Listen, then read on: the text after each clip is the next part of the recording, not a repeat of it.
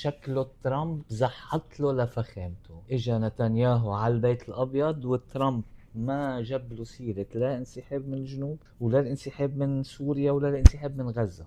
just to be fair يعني not to take it personal يعني مدري بشو كانوا ملتهيين عم بخططوا اشياء تانية. فخامته من كم يوم كان عنده عم بخبروا عن لف وترامب عم بلف في لف اخدوا على واشنطن عمل له شوية جو ضحكوا ورجع رد وحاف. عم بيقولوا رح يصير في طيران دايركت بين لبنان ويو اس اي بكره بيلفلفوها بزتوا فوق شي الحاف. اليوم كان بتركيا فخامته. هيدا استقبال بيليق برئيس دولة مثل هداك تبع واشنطن. هيدا كان قصدنا. لاحظت الفرق فخامتك؟ واحد بينبسط شوي بحس بقيمة. الامريكاني رئيس اللعبة. هلا الامريكاني عم بيلعب مع الايراني وبنفس الوقت عم بيلعب بلبنان مع الاسرائيلي وبسوريا مع الاسرائيلي كمان وبسوريا عم يلعب كمان مع السعودية وتركيا. وهلا شكله بده يلعب تركيا بلبنان وعم بيلعب سوريا بلبنان كمان. هو لبنان دايما بيجي ملعوب فيه. اليوم فخامته قال انه لبنان رح بيخفف لعب شوي مع اسرائيل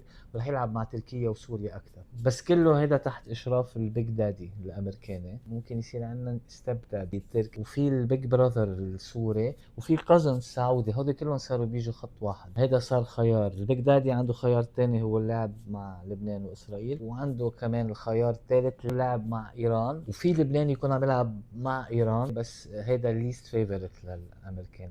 كل الاحتمالات بعتقد لبنان اقرب انه يطلع ملعوب فيه فانجوي. هلا اذا بدكم تو انجوي اكثر تعالوا شوفوني عم بعرض باللاف بالكسليك على الرايق امتين العرض ب 11 اوت. فيك تشتري اللينك من البايو وبتفوت. يلا اوكي يلا باي.